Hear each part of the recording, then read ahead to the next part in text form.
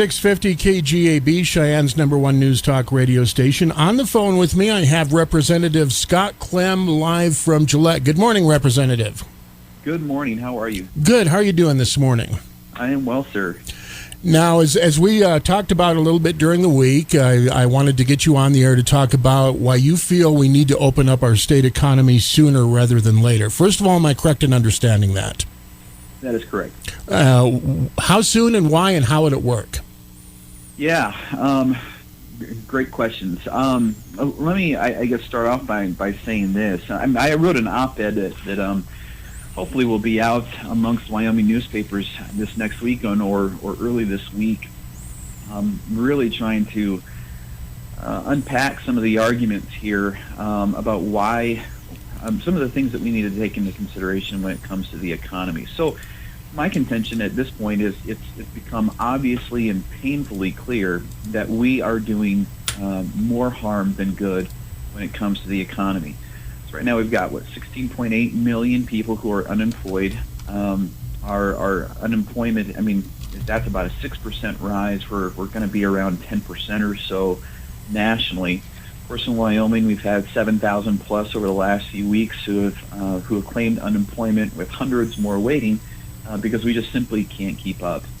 And we know that with unemployment, social scientists have studied this out, comes not only real harm, but physical harm as well. And this comes in various forms, whether that's through increased stress and health defects that lead to death. It could be suicide, increase in domestic violence, child abuse.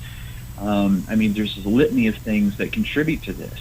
And my concern is that we potentially could see more deaths in the long run due to unemployment versus what we're trying to do in preventing the damage of COVID-19. So let me just I'll say this. I do think that this is a serious situation by all means. I concur with our governor that people ought to take this serious. By no means in saying that we're doing more damage to the economy is that an effort to trivialize or minimize the damage of COVID-19. Not by any means. It just simply means that we have to reevaluate the course we're on as far as government policy so that we're not creating more damage than we are doing good. And so with that, people do need to practice personal responsibility, just as the governor has asked. People need to practice social distancing, wash your hands, stay at home, don't be around people if you can help it. All of those things people need to practice. So but where I differ is I do think that we need to let people be free. We have nothing in our state constitution or U.S. Constitution that says that the government can suspend people's rights and tell people that they can't go to work or close down their businesses. There's nothing of that sort. And so people do need to take personal responsibility, but they need to be able to work so that we don't create more harm than good. I would like to see us roll back things as far as work restrictions. I think that should be done immediately, and there's a variety of reasons. So, think about this. What makes going to the grocery store, or let me back up. What makes going to a hairdresser more dangerous than going to a grocery store where everybody is allowed to go? Think about that. From an epidemiological standpoint, it really is crazy. If you wanted to infect a majority of the people, you would encourage them all to go to a single enclosed location repeatedly. And that's essentially what we're doing. But we're saying that hairdressers, are not okay, that's more dangerous than going to the grocery store. Or why are, for instance, and I haven't heard, I'm not sure one way or the other, but I do believe that dentist offices are still allowed to operate. What makes going to a hairdresser more dangerous than going to a dentist's office where people are working inside of people's mouths? It just doesn't make sense. And so we haven't heard a really good reason why that these things need to happen. So it's completely arbitrary. And we have been operating on this fear and panic kind of situation where we haven't really given things a lot of thought. And that's where I wrote the original letter to encourage our governor to make a plan to open up the economy, in particular in light of a second wave, because we're going to get a second wave. People think that that if we just stay in our homes for 4 to 6 weeks, that we're going to stop this. And that is not what scientists are saying. The horse is out of the barn. We're not getting it back in. The toothpaste is out of the tube. We're not stopping COVID-19. All we're doing is slowing the spread. And what was the purpose for slowing the spread? It was to not overburden our medical system. That was the whole reason. Well, the question that I postulate is can we support our medical system in other ways other than shutting down the economy? And I think we can. So we need to be looking proactively in the future. We can't be reactive again, because we'll get a second wave. We'll probably get it in the fall. And when we do, what are we going to do? Are we going to shut down the economy for another 4 to 8 weeks? And I would submit that if we do that, it's going to plunge us into a greater depression. In fact, we might already even be in one. So the longer we delay with the economy, the worse things are going to get. It's going to cause more damage than good, and we really need to evaluate these things. We need to hear from economic experts. And medical experts, as brilliant as they are, they're the most educated among us, particularly when it comes to the human body and disease. They are not medical experts are not economic experts, nor are they experts on the Constitution. And we have people like Dr. Fauci and several state health officers across the United States who are saying that our constitutional rights need to be suspended and we need to be locked in our homes for a certain period of time. I'm sorry, that violates the Constitution. And as policymakers and governors across the United States, we don't have the luxury of suspending the Constitution. There's nothing in the Constitution that says that we can suspend people's rights in cases of pandemic. We just can't do that. We live in a free society where men and women are entrusted with expansive freedoms. And the one that's limited is government. We limit government with certain enumerated powers. And so people need to be responsible, just as the governor has been saying. So I really do applaud him for not taking that extra step that other states have done, which is to issue a stay-at-home order. I think that's completely unconstitutional, and I believe our governor is aware of some of those constitutionality concerns and is trying to be respectful of the Constitution. And so he should be applauded on that, and his words about the seriousness of this it should also be taken very seriously.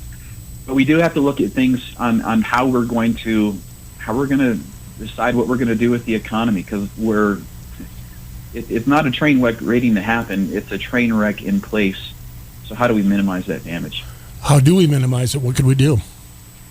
Yeah, well, I think I wrote in the letter, one of the things that we need to do is we need to be proactive as far as how do we support our medical community. Now, it's interesting. There's a lot of assumptions out there, right? Because we have very limited testing. We really don't know how many people are actually have been exposed to this virus. And in fact, what's telling is that around the world, we are finding that more often people have already been exposed to this.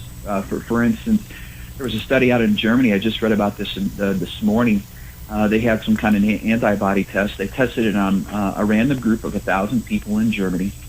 2% of the population, in comparison, is infected with COVID-19, and what they discovered is 14% already have antibodies, and which means they already have the disease, and the majority of them didn't even know it because they were asymptomatic throughout the entirety. Same thing is true. I think it was in Iceland. It could be wrong on that, but I think it was one of those Arctic countries and Arctic Circle countries, and they have tested the most people as far as population is concerned than any other country. I think it's 5%. To put it in comparison to the U.S., we've tested 0.3% of our general populace. And what they've discovered is half of those who were tested have had COVID-19, which means it's far more widespread than we give it credit for. I think it was even in Wyoming here, Dr. Blue out of Teton County in Jackson had postulated the same thing, that his thought was that the quote unquote crud that everybody got around November, December was probably COVID-19, and we weren't aware of it. So it begs the question: are we really going overboard? Because it appears in everywhere around the world that more and more people actually have this. And so is it as dangerous as we think it is? No, that's not. I mean, that's a fair question. And we should be asking those things so that we're not we're not doing the wrong policies. So with that, I think we need more testing. And I know, Wyoming as well as the rest of the states, we're behind the eight ball on that. There's just not enough testing kits. But that's one of the things that we really need to try to prepare for.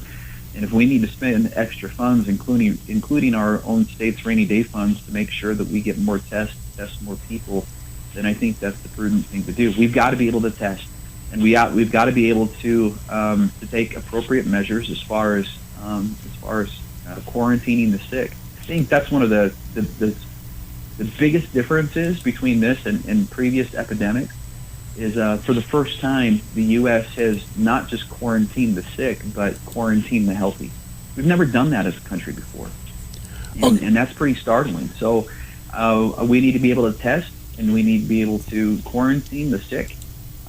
We need to figure out how much of the population actually has this, and going back to the original problem of making sure that our medical system isn't overburdened, we need to make sure that they have everything they need, and that includes space for people. So if we needed to have field hospitals, that includes medical equipment and PPE, which means that when we start to see a decline in our state, we cannot let our foot off the gas. We need to keep on acquiring more PPE and medical equipment for the second wave or subsequent wave that's going to come our way. I believe the Board of Nursing already has looked at ways in which they some emergency rulemaking to make it easier for more and more medical personnel to be able to treat people. And I think that's something we need to look at too.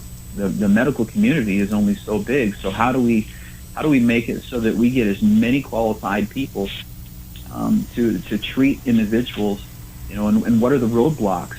What can we do as boards and commissions? What can we do as a state as far as easing back rules even temporarily to make sure that we deal with this crisis? All of those things are proactive approaches, and all of those things we have to do in order to prepare for the second wave that's going to come. That being said, yeah, I wonder how bad a second wave is going to be. Again, kind of circling back to this idea of how many are truly infected. We really don't know. And I think one of the telling things is, we have hospitals all across Wyoming that are sitting empty. Of course, they've gotten rid of their elective surgeries and all of those kind of things. They postpone those.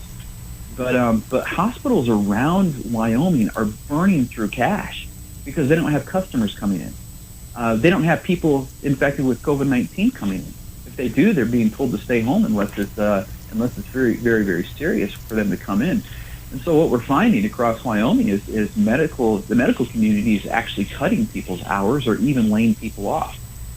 So again, is our response appropriate? We did all that we're doing in order to slow the spread to not overburden our medical community, but our medical community isn't overburdened. So what does that tell us? I think those are fair questions that we need to flesh out.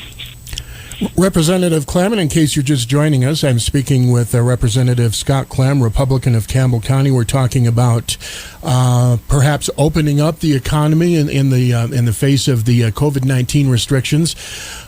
I think the scenario that everybody fears is what happened in Italy, where they just got so overwhelmed and people were being told they can't be treated. What's to stop that from happening here if we just open things up? Well, you have to remember, we're not Italy. Okay, Italy, China, and that's just it. When you think about the two main approaches, there's the Sweden model and there's the Chinese model. The Sweden model says take personal responsibility, and we're going to test and track and quarantine. Okay, so that one's letting people be free and really addressing the situation. The Chinese model says that we're going to take this authoritarian and draconian approach, and we're going to quarantine everybody. And unfortunately, that's what Italy has done. That's what other countries have done. But that is completely antithetical to freedom here in America. We have, again, nothing in our Constitution that allows government to arbitrarily shut some businesses down to the exclusion of others and say, you're okay, but you're not okay, pointing to another business elsewhere. We just don't have that power. And what's startling to me as someone who really believes in the Constitution is that people are willingly giving up their rights over to government, or thinking that government can do these things, and it can't. It can't in a free society, because it's the people who are entrusted with these freedoms, not the government. The government is the one that is actually limited in its response. And again, I applaud our governor for recognizing that. I think he has recognized that. I'd like to see him recognize that a little bit more. But he should be given ample credit for the stance that he has taken. So with that, I think we should look at what the Swedish model is. They're the ones that are I think that have it together. But that requires of us to be more proactive. Again, America was caught flat-footed. There should be some kind of panel. They've been talking about that at the congressional level, of doing some kind of a panel or task force or something like that to examine how we've responded to all of this. And clearly, we were caught flat-footed. Even in Wyoming, we were caught flat-footed, and it was completely reactionary. We're still in reaction mode. And my whole point, that was the whole main reason for the letter, is we have to be proactive, because this is not going away. Your listeners need to understand that we're not stopping this. Okay, experts agree that 70% or more are going to get this disease. Okay, I am going to get this disease. My family is going to get this disease. Doug, you are probably going to get this disease. We have to come to terms with that. And the good news is there's a better than 98% for the majority of us that we're going to be just fine. But we do need to be cognizant of those who aren't going to be fine. Again, this is by no means to minimize death or anything like that, and that's not to say that one death doesn't matter. It does matter. I'm reminded along those lines some of the everyday trade-offs that we make. And you think about this is part of what I wrote in the op-ed that will be coming out is, for instance, worldwide, there has been around over 300 vehicle accidents that have occurred. If we're really concerned about saving just one life, then I suppose we ought to get rid of all vehicles, because every time you and I get in a vehicle, we risk injuring or killing ourselves or another person. And so why don't we get rid of all vehicles? Well, because we weigh the risk and reward. The benefit to ourselves and society is greater with using our vehicles than the cost of getting rid of all vehicles and saving one life. We make those everyday trade-offs all of the time.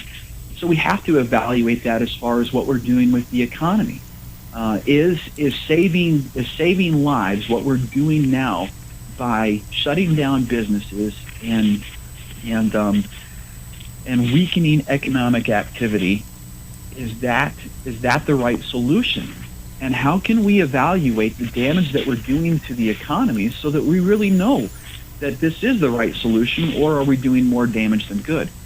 Those are fair questions, and those questions have not been raised at all in the public sphere. That's a shame. And as policymakers, we have to raise those questions. We have to. We have to be able to listen to all sides. It is not right for us to just listen to one side or to listen in an echo chamber. We've got to listen to everything. And so that's what I'm encouraging people to do. Representative Clem, as you know, there's a lot of talk about a special legislative session. Would you like to see that convened earlier rather than later? Is there something the legislature can do to address this, or is that outside of your realm? Yeah, absolutely. And again, I tip my hat, I really do, to our governor and our legislative staff. There are some things that we need to do as a legislature as far as working on potential bills to bring to a legislative session. And so I think if we do see any kind of special session, it will probably be in June sometime, more or less. But this month, on April 16th, our Management Council, Legislative Management Council, will begin assigning topics for various committees to work on, and they'll be working on legislation to bring, in all likelihood, to a special session. And so we're not ready yet. Part of it is going to be responding to some of the issues in regards to businesses, and we're collecting all of that data. I know. Right now, I feel like a conduit. I know probably other legislators feel like a conduit as well, just listening to concerns in the business community and funneling those through into our legislative service office so that we can compile those and that we can address those in potential bills, or perhaps that the executive branch can address as well. So a lot is being done behind the scenes. I can tell you that your legislature and your executive branch has been hard at work. At least from my perspective, I've seen that, and so we're trying to do things to make sure that we're working for the people of Wyoming. We'll see what happens at a legislative session. I have unfortunately not heard many other legislators raise some of the questions that I've raised, as far as, are we doing more damage to the economy, and how do we prepare for a second wave? I've kind of been a lone voice in all of that, and I hope that people speak out, more legislators in particular speak out in regard to that, and those conversations occur even within the governor's office, because otherwise we do ourselves a disservice if we don't. And by the way, I guess I'll just add on to that, I have received immense support. I can't tell you, every single day I get emails, or I get phone calls, or I get messages over social media of people who are reaching out and saying, thank you for speaking out, what can I do to help? Thank you for raising these questions. Nobody else is talking about this. And I've had my detractors as well, but as far as the spread on that, I'd probably say about 85% of what I've heard has been in the positive, which tells me that Wyomingites really want to see something else change. Representative, how do you visualize this working? Are we going to have to wait until the legislative session in June to reopen the economy, or could we reopen it right now? And if so, would there be any guidelines in place, or would they just say, okay, we're open, go to it? Yeah, that's a good question. What is our plan? People of Wyoming need to know what our plan is. I've raised that question to our governor. We've had weekly conference calls, the legislature and the governor, and I asked that this last week. What is our plan to reopen the economy? I can't tell you what our plan is, but we should have a plan. The governor is the one who issued these things with executive orders as far as shutting down certain businesses at the consultation of our state health officer, which, again, she's a wonderful lady, and I appreciate the work she does. I disagree that the tactic here of violating the Constitution, but be that as it may, the governor can walk these things back anytime he so chooses, and I know he's weighing all of these things carefully. But I do think we need to start walking things back. This is a national conversation as well. What is our plan to get the economy going again? And unfortunately, we've all been consumed with fear and panic over this virus, that we haven't been planning and talking about how do we reopen our economy so that we don't plunge ourselves into a greater depression. And unfortunately, there's a lot of wild ideas out there. You have people like Dr. Fauci, who thinks that we need to be shut down for a year. The guy's nuts. Trump ought to fire him. We have people like Bill Gates, who's suggesting that maybe we need to have some kind of certificate that says you've been immunized in order for you to go out into the economy again. Okay, tyrant. I don't think so. So there's things that we can do now. Those businesses that have been shut down, those sectors, I think we need to walk those things back. Personally, right now, I think we need to let people go to work, practice responsibility, stress it very, very, very, very much, but let people go back to work. I know a lot of people could use a haircut right now. Okay, let's put those cosmetologists back to work, and some of these other sectors as well. And I think we could do that tomorrow, and we could do that responsibly. Representative, we're down to about 45 seconds left. I did want to ask, have you spoken directly to the governor about this? Yeah, I've written to him. I've raised these questions in these conference calls. I know he's aware of these things, and I'm not trying to be too much of a pest as far as hounding him. I recognize that he is the chief executive, and I'm wary about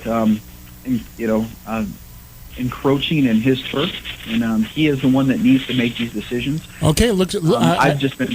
I hate to say it, but we're about out of time. I hate to cut you off.